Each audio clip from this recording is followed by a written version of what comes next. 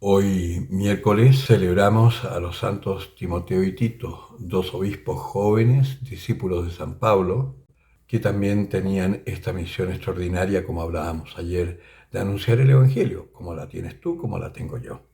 Hoy vamos a meditar del Evangelio de San Marcos, el capítulo 4, versículos 1 al 20. En aquel tiempo Jesús se puso otra vez a enseñar a orillas del mar, y se reunió tanta gente junto a él que hubo de subir una barca y ya en el mar se sentó. Toda la gente estaba en tierra a la orilla del mar.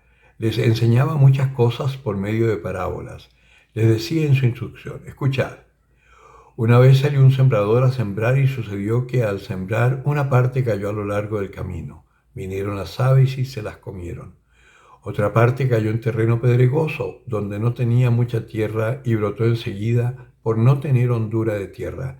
Pero cuando salió el sol se agostó y por no tener raíz se secó. Otra parte cayó entre los abrojos. Crecieron los abrojos y la ahogaron y no dio fruto. Otras partes cayeron en tierra buena y crecieron y desarrollándose dieron fruto. Unas 30, otros 60, otras 100. Y decía: el que tenga oídos para oír, que oiga. Cuando se quedó a solas, los que le seguían, a una con los 12, le preguntaban sobre las parábolas. Él les dijo: a vosotros se os ha dado a conocer el misterio del reino de Dios, pero a los que están fuera, todo se les presenta en parábolas, para que por mucho que miren no vean, por mucho que oigan no entiendan, no sea que se conviertan y se les perdone. Y les dice: ¿no entendéis esta parábola? ¿Cómo entonces comprenderéis todas las parábolas? El sembrador siembra la palabra. Los que están a lo largo del camino donde se siembra la palabra son aquellos que, en cuanto la oyen, viene Satanás y se lleva la palabra sembrada en ellos.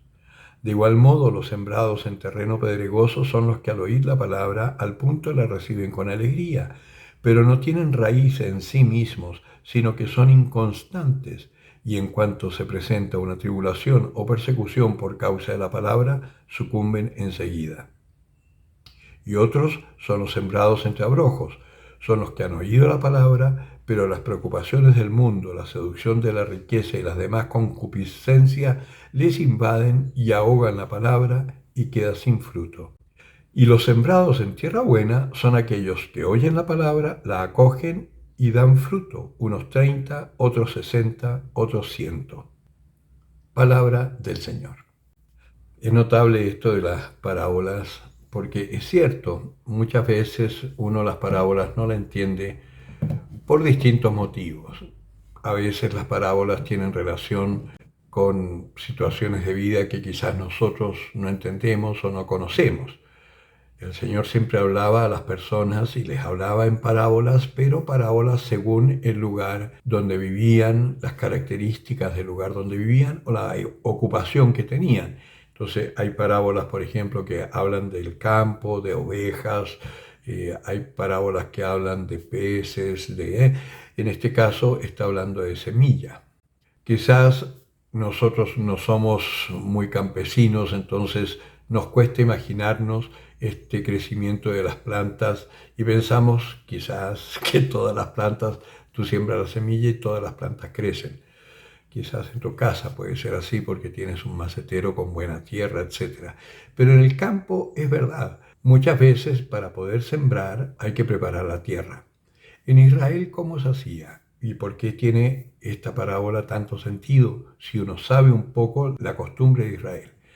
Porque en Israel, en la época del Señor, no se sembraba como sembramos nosotros acá. En principio se sacan las piedras, después se mete el arado y se hacen los surcos y la tierra queda como removida. Dentro del surco se tira la semilla y después se va cerrando. En Israel no era así.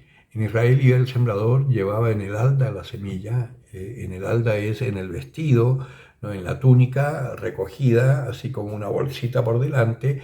Iban caminando y claro, al caminar algunas semillas se caía, ¿no? Entonces quedaba ahí, en la carretera. En el terreno no se araba, se iba dispersando la semilla, lo que se llama al voleo, tirando la semilla de un lado y para otro. Y después se daba vuelta a la tierra.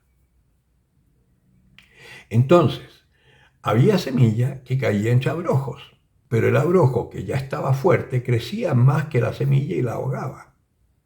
Había semilla que caía en la piedra, no pasaba nada. Y había una que caía en tierra buena. Y eso de la tierra buena a mí me encanta porque una vez mi catequista nos hizo la explicación y es verdad. Yo viví en el campo y es impresionante cuando una semilla cae, por ejemplo, donde hay boñiga de caballo o boñiga de vaca, eso es abono. Entonces, claro, crece mucho más fuerte la semilla. En el caso nuestro, la palabra. Quien la predica es el sembrador. Y hay gente que la escucha tal como explica el Señor acá. Pero ¿cuál es la tierra buena? Porque no necesito explicar la parábola si ya la explicó el Señor. Pero sí, ¿cuál es la tierra buena? Porque eso sí es importante en este Evangelio. ¿Cómo puedo ser yo tierra buena?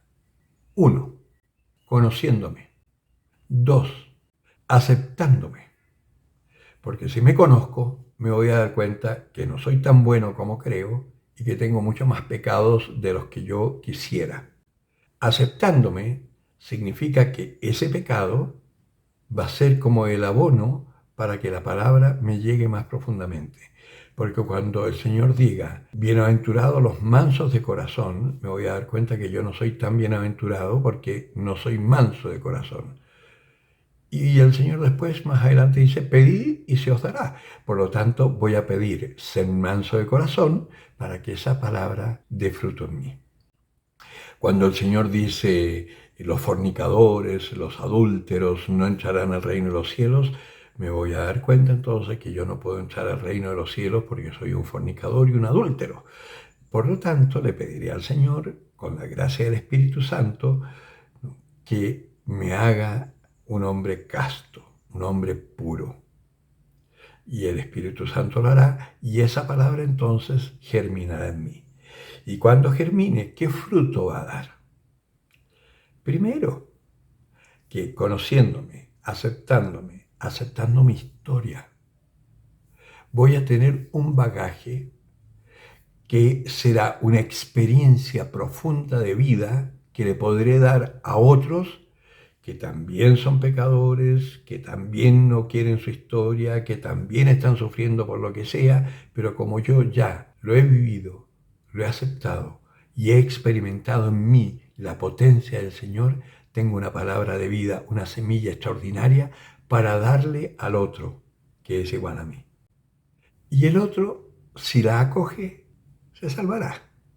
Si la rechaza, seguirá condenado. Fíjense qué palabra tan linda, tan fácil de entender cuando tú tienes esta gracia del Espíritu Santo. Por eso, prepárate, escruta las Escrituras, lee buena literatura, que la Iglesia tiene maravillosa literatura para leer. Lee las cartas de los papas, lee vidas de los santos y llénate de palabra de vida, de buena semilla, y verás que darás unos frutos extraordinarios. El que tenga oídos para oír, que oiga. Me han preguntado por qué el evangelio que yo leo a veces no coincide con el evangelio de la misa. Yo leo el evangelio del tiempo ordinario. No leo ni hago una reflexión sobre los evangelios que correspondan o las lecturas, en caso que hable de alguna lectura, que correspondan a las fiestas. En el caso de las fiestas que no son obligatorias, el Evangelio siempre coincide. En el caso de las fiestas que son obligadas, el Evangelio no coincide, pero yo sigo con el tiempo ordinario en mi reflexión.